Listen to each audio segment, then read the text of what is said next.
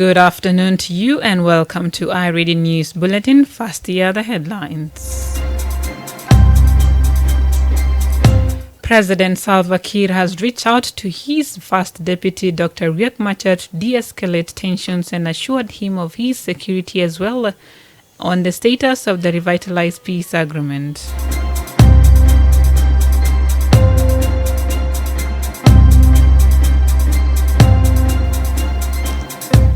The United States government has expressed concern over what they say is a growing tension and deteriorating situation in South Sudan. And the National Examination Council has moved the date for 2021 Certificate of Secondary School examination from April 18th to April 20th. The stories and more coming to you in this news bulletin with me, Yar Ajakdeng, and now the news in detail. President Salva Kiir has reached out to his first deputy, Dr. Riek Machar, to de-escalate tensions and assured him of his security as well as on the status of the revitalized peace agreement. This comes after the main armed opposition SPLM-IO led by First Vice President Dr. Riek Machar withdrew from security mechanism meeting over an alleged attacks by the SSPDF in Unity and Upper Nile states. Other issues include the deployment of troops on Sunday night that sparked tensions and panic in Juba, with speculation that First Vice President Machar was being put under house arrest by President Kiir. Last evening, Peter Lambert, the acting Secretary General of the SPLM, met with First Vice President Machar to convey a message from President Salva Kiir regarding the implementation of the revitalized peace agreements. Speaking to reporters following the meeting, Peter Lamb said he was delegated by President to convey a message of goodwill and assurance of the President to the full implementation of the agreements. And I came to meet him. I was sent by His Excellency the President, the Chairman of the SPLM, to send his good wishes and goodwill to his deputy, to assure him of the peace and stability in our country, and that the SPLM and IO must work together to ensure that peace prevails in our country, and that whatever security measures that were there were taken in the interest of the people of South Sudan, because there were people who were writing things that there was a problem in Juba, so security had to be beefed up. But now, since things are stable and normal, everything is now in place. The first Vice President would have liked to know. Since he didn't know, he thought that there was something going on. So things are clear. Lam added that there is no need for an alarm as President Kiir and Dr. Riek are working together to ensure the peace accord is implemented in latter and spirit. We also, in our meeting, the first Vice President has committed himself to peaceful implementation of the agreement, and that he will never take people of South Sudan to war. And that is the same message that the President sent yesterday. And that is an assurance to all the people of South Sudan that the leaders of this country are not going to take us back to war. And that is a very, very, very important thing. The President had some other messages which were confidential, which have communicated to the First Vice President, and he was very happy to receive those messages. And the two have committed themselves to harmonize the positions on the issue of the command structure for the organized forces. Once the team from Khartoum comes back, those discussions will continue. He is also working on how the mechanisms, especially members of IO that are in mechanisms, can return so that peace can continue to be implemented. So there is no reason for alarm in our country. Our leaders are working together. Thank you. The United States government has expressed concern over what they say is the growing tensions and deteriorating situation in South Sudan. They cited the recent clashes between the South Sudan People's Defense Forces and the SPLM-IO in Upper Nile states. In a statement seen by iRadio yesterday, the U.S. government called for both sides to observe fully their obligations under the existing peace agreement and note that implementary rhetoric is counterproductive and should cease immediately. The statement partly read, and I quote, "The SPLM-IO withdrew from all peace agreement monitoring and verification mechanisms, undermines the peace agreement and must be immediately reversed as ceasefire monitoring bodies investigate the recent violence and seek to hold perpetrators responsible." End quotes. The United States further calls on President Salva Kiir and First Vice President Dr. Riek Machar to do their utmost de-escalate tensions and to uphold their respective obligations under the 2018 peace agreement, including its ceasefire provisions. They call on both leaders to resume implementation of key, long-delayed provisions of the revitalized peace agreement, including taking the necessary steps to establish an inclusive process to draft a new constitution, to establish necessary electoral legislation and mechanisms, and to respect the freedom of expression, association, and peaceful assembly. The Biden administration urged regional state and institutions, namely the Intergovernmental Authority on Development, that are guarantors of the revitalized peace agreement, to take swift actions to lower tensions and put the peace process back on track prior to the expiration of the already extended transition period. The U.S. revealed that all sides bear responsibility for the deteriorating situation. They said neither President Kiir nor First Vice President Machar have made good faith efforts to implement the provisions of the revitalized peace agreement. They noted that the two principals have resisted serious attempts to move South Sudan towards the peace, security, and prosperity the South Sudanese people continue to desire.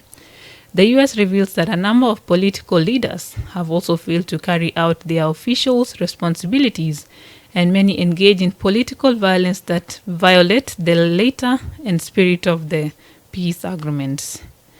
The Biden administration called on all members of the revitalized transitional government of national unity to take the actions necessary to be seen as credible in the eyes of the South Sudanese people, starting with full adherence to the implementation of the 2018 peace agreements.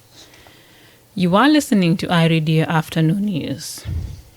The National Examination Council has moved the date for 2021 Certificate of Secondary School examination from April 18th to April 20th. Earlier this month, the Council scheduled the examination to kick off on April 18th and runs through April 27th. The Council now say the papers that were planned for April 18th and 19th are moved to April 28th and 29th respectively. The examination is to kick off on Wednesday, April 20th, with commerce and chemistry in the morning, while English literature, cost and taxation, technology, auto mechanics, electricity, building and carpentry in the afternoon. The Council says the changes in the examination timetable are due to circumstances beyond their control. The Secretary of the Examination Council, Simon Nyok, was speaking to reporters yesterday in Juba. The Council wishes to inform our esteemed candidates and general public that the 2021 CSE examination timetable has been amended, and I indicate again, slightly amended, by moving the first 2 days of examination to the last dates of the timetable. Nyok added that the reset of the examination papers will be administered as they were originally scheduled. Meanwhile, the National Ministry of General Education and Instruction has moved the official opening of schools across the country to 2nd of May. In last year's guidelines for reopening of schools, the ministry said the academic year of 2022-2023 is to kick off officially in April 4th. Speaking to reporters yesterday in Juba, the Undersecretary at the National Ministry of General Education, Kuyok Abol Kuyok, revealed that in the new academic calendar, all schools will open on May 2nd, 2022. Kuyok, however, says schools can start registering students now as they await for reopening. He directed State's Ministry of Education to take punitive measures to the schools that will disobey the academic year calendar.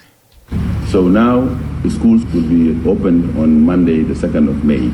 But we take this opportunity to encourage schools, teachers to register students, prepare schools for reopening. So schools are not opening on the 4th of April. The state authorities they would have to take measures against those kind of schools that will open, because academic calendar is supposed to be uniform. So whether it's a private school. And finally, before the international news, the Female Journalist Network has launched the media gender policy aiming to provide guidelines for writing gender-responsive and sensitive stories. The gender policy will also help in female journalists in writing women's stories in men-dominated media. The policy launched yesterday under the theme Towards Gender Equality in and Through the Media. The chairperson of the Female Journalist Network says the main objective of the policy is to fill the gap in how the media reports women issues. Aya Irene urges female journalists, leaders, and women in general not to keep quiet about issues that are affecting women in the society. She was speaking during the launch yesterday. First of all, we hope to see women's stories coming up, because the media has been missing women's stories. Women themselves are not willing to talk to the media. They are not willing to give comments anytime the media won't comment from them. Today we brought them to witness the launching of the gender policy. And also after the launch, there was of course a panel discussion talking about the role of women leaders in promoting women's stories in the media. The launch was attended by over 50 female journalists and women leaders. These include women parliamentaries, female ministers, female journalists, and women from civil society.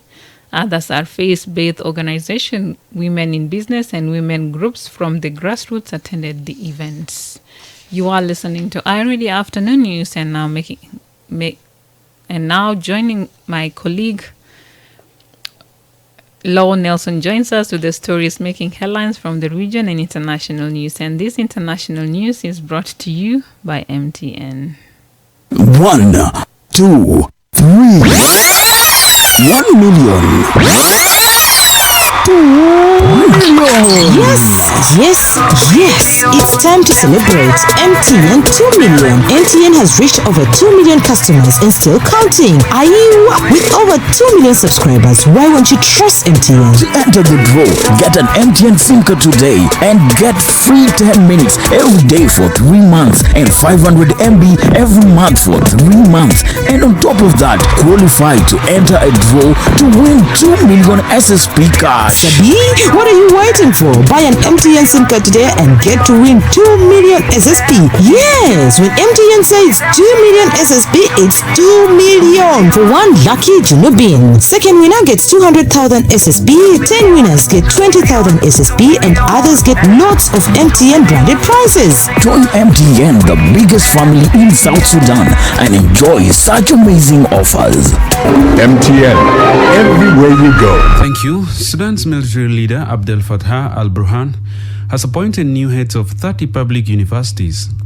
It followed his decree dissolving the boards of trustees of the government-run universities. He has been ruling by decree since he ousted the transitional government led by civilian Prime Minister Abdallah Hamdok in October 2021. Professors at Sudan's university said they will begin a strike to protest against the decision, the Reuters news agency reports. Elsewhere, Ethiopia has started a new drive to repatriate tens of thousands of migrant workers in Saudi Arabia. The first batch of 498 women and children returnees were received on Wednesday by senior government officials at Addis Ababa's main airport. It follows reports of undocumented migrants being subjected to inhuman treatment in the Middle of East country, including detention in squalid centers. And finally, officials White House logs from 6 January 2021 to the day the U.S. Capitol was breached by a mob of Donald Trump's supporters show a 7-hour and 30 minutes gap in a presidential phone activity while the assault was at its height. The bipartisan congressional committee investigating the attack had fought a lengthy legal battle to obtain the presidential records, which could shed light on the activity of the president and his closest aides on the day. The log showed the president contacting at least 8 people in the morning, including former White House advisor Steve Bannon and former New York Mayor Rudy Giuliani, who were both organizing attempts to overturn Mr. Trump's presidential defeat, according to records obtained by CBS News, the BBC US media partner, and the Washington Post. It is also records call with 11 people in the evening, but they document no contacts from 11:17 a.m. to 18:45 p.m. local time. That's all what is making headlines in the region and international. Back to you in the studio. Reporting for iRadio, I am Lo Nelson. Thank you, Lowell Nelson, for those international news. And now my colleague Okot Emmanuel joins us with the sports news.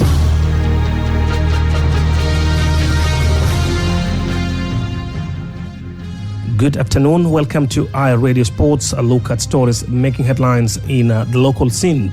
In WOW, yesterday, Al Ghazal FC have been crowned champion of WOW First Division League despite a 2-0 defeat by Al Hilal FC yesterday. The team has collected 33 points, while the second runner-ups, Darajat FC, got 32 points. With that result, Al Ghazal FC will represent WOW in the national tournament next month. In the World Cup qualifiers, the 2022 World Cup will be without the African heavyweight Egypt and Nigeria.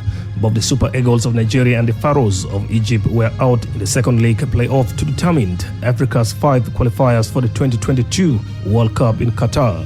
Cameroon, Morocco, Tunisia, Ghana and Senegal will represent the African continent in the 2022 World Cup slotted for November and December. The 5 nations secured their places at the Qatar 2022 World Cup through a fantastic display in the second leg playoff on Wednesday. Sadio Mane's winning penalty in the shootout sends the Pharaohs of Egypt broken for the second time in a row.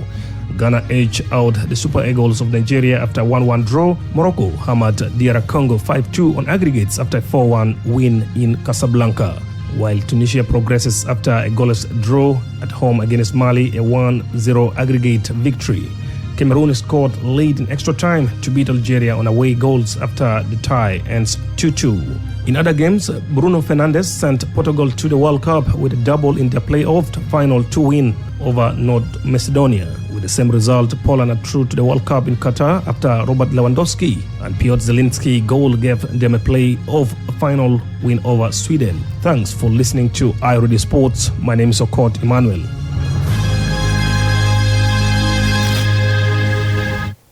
Thank you, Okot Emmanuel, for those sports news. And now to end this news bulletin, here is a recap of the main headlines again.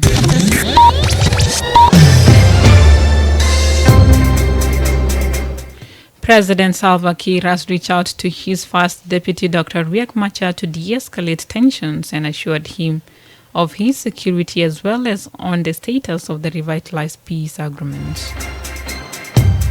The United States government has expressed concern over what they say is a growing tension and deteriorating situation in South Sudan. And the National Examination Council has moved the date for the 2021 Certificate of Secondary School examination from April 18th to April 20th. That's the end of iRadio Afternoon News. You can also get the stories and updates by subscribing to iRadio News Alert on your MTN South Sudan number. Call 700*700# and follow the instructions. If there is a story or an event you would like iRadio to cover or report about, please send us a text message on +211 912 986 986. It is also our WhatsApp number. Follow us on Twitter at iRadio Juba, like our Facebook page iRadio, subscribe to our YouTube channel iRadio South Sudan, and watch our comprehensive interviews. You can also visit our website and listen to us online at www.iradio.org. Stay tuned for the news in Arabic at 1:30. I am Yar Ajak Deng. Thank you for listening.